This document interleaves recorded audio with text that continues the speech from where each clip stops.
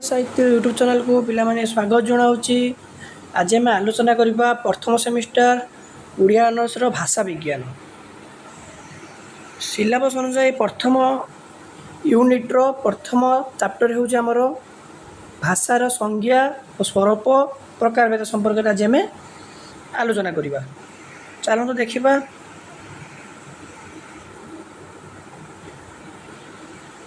भाषा हेउची मानव जातिर एक विशिष्ट उद्भावन व्यापक चिंता शक्तिर अधिकारी हेबा फल मानव यही भाषार आविष्कार करि चिंता शक्ति और भाषार तार दुईटी मौलिक संपद जहाँ ताहा अन्य प्राणी मान ठारू स्वतंत्र स्थान प्रदान करिछि।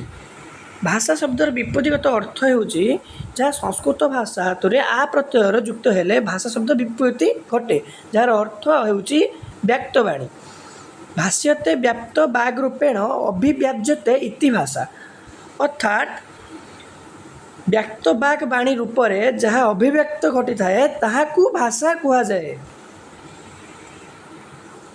संकेतित ध्वनि मात्राम सा भाषेत्युच्यते बुधे यार संज्ञार भाषार चारोटी लक्षण सृष्टि कर दिया यथा बागवाणी को स्पष्ट कर चिंताशक्ति भाव को अभिव्यक्त कर सामर्थ्य बाग जंत्र उच्चारित ध्वनि समूह एगुड़िक सांकेतिकता। भाषार परिभाषा साधारणतः भाषा शब्द ग्रीक प्रतिशब्द होउची लोगोस। साधारणतः भाषा शब्दर ग्रीक प्रतिशब्द होउची लोगोस इंग्रेजी प्रतिशब्द होउची लैंग्वेज। ग्रीक लोगोस शब्दर अर्थ होउची चिंताशक्ति और ज्ञान पिला माने एगुड़ा ही एग्जाम आसियो। भाषार विपत्तिगत शब्दर अर्थ कौन जहाँ ग्रीक रे कौन कहा जाए भाषा को भाषार इंग्रेजी प्रतिशब्द कौन ग्रीक शब्द लोगोसर अर्थ कौन यह सब ही एग्जाम पड़ो या छड़ा अन्य तो किसी भी पड़ोनी। तेणु भाषार चिंताशक्ति और ज्ञान सहित संपर्कित बोली बहु प्राचीन कालू ग्रीक दार्शनिक और भाषा विज्ञानी माने उपलब्ध कर मनुष्यर मौलिक चिंतन विकसित ज्ञानर परिप्रकाश लगी भाषा ही श्रेष्ठ माध्यम। इंग्रेज शब्द लैंग्वेज लाटिन शब्द लिंगुआ सहित संतृप्त जहाँ लिंगुआर अर्थ होउची जिन्ना। यहाँ भी गोटे सर्ट क्वेश्चन पिला माने एटा गोटे सर्ट क्वेश्चन जहाँकि तुम एग्जाम पढ़ार संभावना बहुत अच्छी। जीवा हेउची ध्वनिर उत्पादनक्षम मनुष्यर बाग जंत्र श्रेष्ठ अंश तेणु लैंग्वेज शब्दटी सूचित करें जे भाषार सृष्टि मूल मनुष्यर बाग जंत्र प्रधान भूमिका अनस्वीकार्य। यह भाषा चिंताशक्ति व ध्वनिर उत्पादनक्षम बाग जंत्र सहित संपृक्त। भाषा सृष्टि में वक्तार चित्तकेन्द्र ध्वनि श्रोतार चित्तकेन्द्रीय भूमिका कौन। भाषा सृष्टिर मौलिक उत्स आधार होउची मनुष्यर चिंता केन्द्र बा मन। प्राणी मानक मध्य मनुष्य चिंताशक्तिर व्यापकता मनुष्य शब्द सहित संस्कृत मन धातु चिंता करिवार संपर्क रही से भली इंग्रेजी मेन मनुष्य शब्दटी मेन टू थिंक धातु संपर्क रही। तेणु भाषाविद डॉक्टर तारा पेरवाल यथार्थ कहते the word men is for men एगुड़ा ही पिला माने पड़ो। तारा पेरवाल भाषा विज्ञानी माने कौन कहते यही मतटी कहार एमती ही क्वेश्चन आसो। चिंतावृत्तिर अनुशीलन द्वारा केतेक चेतना बा धारणा मनुष्य मनर जमाट बांधे।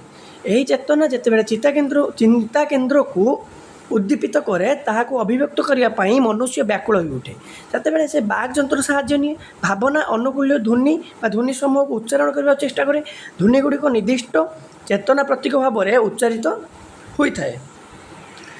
विभिन्न स्थान में समाज में मनीष एक निर्दिष्ट चेतना बा मन इच्छा भिन्न भिन्न ध्वनि उच्चारित कर तेणु भाषा सृष्टि में सहायक ध्वनि समूह होउची यादृच्छिक।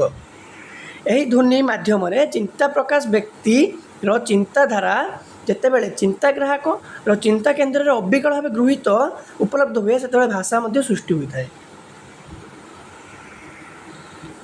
एक पक्षरे अभिव्यक्ति अन्य पक्षरे उपलब्धि यही दुईटी सफलतार उपभाषार सर्जन निर्भरशील।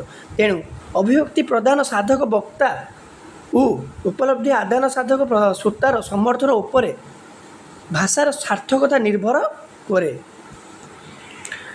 वक्ता अभिव्यक्ता निर्भर करे चिंताशक्ति चेतना भाषार चयन शब्दर चयन रूपर रचना काव्यर रचना माध्यमर चयन ध्वनिर उच्चारण उपरे अन्य प्रत्येक श्रोतार उपलब्धि निर्भर करे ध्वनिर श्रवण वाक्यर ग्रहण वाक्यर विश्लेषण रूप विश्लेषण अर्थ उपरे ग्रहण यही प्रक्रिया निम्नलिखित प्रकार बुझाई दि जाए। देखिए निम्न कौन बुझाई वक्ता पक्ष।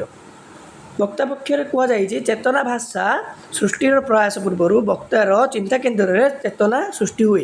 यही चेतना को व्यक्त करने श्रोता निकट में पहुँचाई देवाई वक्ता व्याकुल हो उठे। चेतनार उन्मेष बिना भाषा प्रकाश संभव हो पारे नहीं। द्वितीय देती भाषार चयन समाज श्रोता विषय वस्तु स्वशक्ति आदि को विचार करी वक्ता अनुकूल भाषा निर्वाचन करे। प्रासंगिकता संभाव्य थिले से एकाधिक भाषा आवश्यक परिमाण में प्रयोग करें। तृतीय कौन देला शब्द चयन वक्ता निर्वाचन भाषार ताहा प्रकाशनीय चिंतार अभिव्यक्त पाई समाज श्रोता विषय वस्तु स्वशक्ति आदि को आखिरे रखी उपयोगी शब्द चयन करे। उदाहरण स्वरूप श्रोता समाज शिक्षित होता है, वक्ता सृष्ट क्लिष्ट शब्द व्यवहार करें, किंतु श्रोता मैंने अशिक्षित व ग्रामीण होते सरल सुबोध शब्द प्रयोग करें। कि क्रोध वीरत्व आहद उद्बोधन सुख आदि भाव प्रकाश पाई से भिन्न धरण शब्द व्यवहार करें। छात्र कहला बेलू तू छात्र मानू कहला बेले तुमे बा तुमे माने सभास्थ व्यक्ति मान आगे भाषण देवा बेले आपण बा गुरुजन उपस्थित कर्मचारी सहित आलाप बेले आज्ञा आपण हजूर आदि शब्द व्यवहार होता है। चतुर्थ देखा रूपरचना। रूपरचना उपयोगी शब्द संकलन पर सेगुड़िक वाक्य व्यवहार उपयोगी करने वक्ता पूर्वसर्ग व परसर्ग अंतस्वर्ग आदि जुग करे। यहीपरि अन्य कौन पद्धति रे साहाय्य नहीं शब्दगुड़िक पदरे परिणत करे। पंचम देखा वाक्य रचना। रूपरचना पर सेगुड़िक स्वीकृत निर्दिष्ट नियम सजाई वक्ता वाक्य रचना करे। परिस्थिति अनुसार से पूर्ण वाक्य खंड वाक्य वाक्यांश शब्द गोटे व्यवहार करें। उदाहरण स्वरूप तुम्हें कहीं कटक जाइल जेहेतु भाषा विज्ञान संपर्क बही केतोटी किणवा आवश्यक थिला। खंड वाक्य पूर्ण वाक्य वाक्यांश देखा गले कौन भाषा विज्ञान संपर्क बही केतोटी किणवा एटा वाक्यांश। प्रश्न महेश तुम्हें सब प्रश्न उत्तर देच? हाँ सर सब प्रश्न उत्तर देच। एटा गोटे वाक्य कि वाक्यांश कहले कौन पिला मैंने बुझ? हाँ सर सब प्रश्न उत्तर आ गोटे पदर आसक्ति रोचे एठारे ताहाकु से वाक्यांश कह दुईटी शब्द बुझा हे कहले हाँ सर गोटे पदरे सार। षष्ठ देखा गले माध्यम चयन वक्ता ता द्वारा गठित वाक्य वाक्य पर्याय शब्द श्रोता पाखे पहुँचाई एक माध्यम उपयोग करे। यही माध्यम निश्चित भाव में वायु निरविच्छिन्न प्रभाव रही है आवश्यक। वक्ता और श्रोता मध्यम कौन से प्रतिबंधक पदार्थ रही जदि ध्वनि संरचना को श्रोता श्रवणेन्द्रिय पहुँचा पूर्वर व्याहत करे तेबे श्रोतार उपलब्धि हुए नहीं। तेणु भाषार सृष्टि संभव हो पारे नहीं।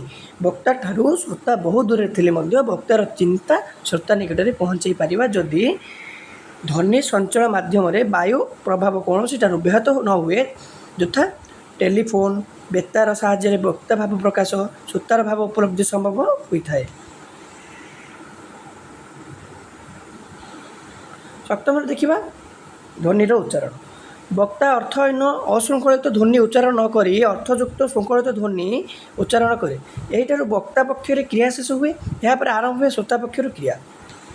बर्तमान देखा श्रोता पक्षर कौन क्रिया आरंभ होती। प्रथम देखा क देखा ध्वनि श्रवण। वक्ता द्वारा उच्चारित अर्थयुक्त ध्वनि समूह को श्रवण करने लगी श्रोता सामर्थ्य सचेतनता अभिलाष आवश्यक। बधिर श्रवण सामर्थ्य नहीं तेणु से प्रकृति श्रोता नुहे भावर उपलब्धिता पक्षर संभव हुए नहीं। श्रवण शक्ति थाई जदि से अन्यमनस्क बा अनाभिलाष हुए तेबे ता मध्य बा ता पक्षरे भाव उपलब्धि संभव हुए नहीं।